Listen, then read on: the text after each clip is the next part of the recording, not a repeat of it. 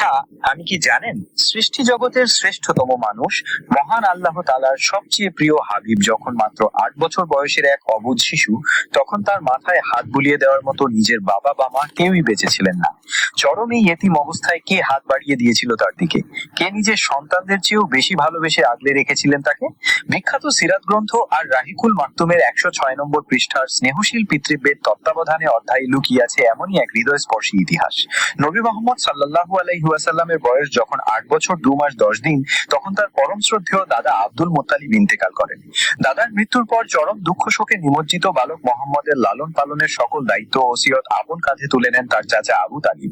আবু তালিব তার পিতার সেই অন্তিম ইচ্ছাকে শুধু সম্মানই জানাননি, বরং ভ্রাতুষ্পুত্র ও ভবিষ্যতের নবী মোহাম্মদ সাল্লাল্লাহু আলাইহি ওয়াসাল্লামকে নিজের সন্তানের চেয়েও অধিক স্নেহ মমতা দিয়ে প্রতিপালন করতে থাকেন।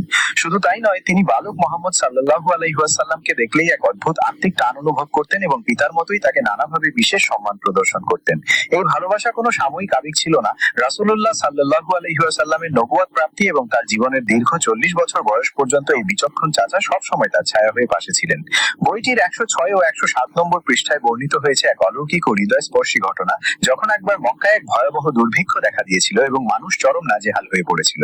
তখন কুরাইশদের অনুরোধে চাচা আবু তালিব এই বরকতময় বালক মোহাম্মদ সাল্লাল্লাহু আলাইহি ওয়াসাল্লামকে সঙ্গে নিয়ে আল্লাহর দরবারে বৃষ্টির জন্য প্রার্থনা করতে বের হন।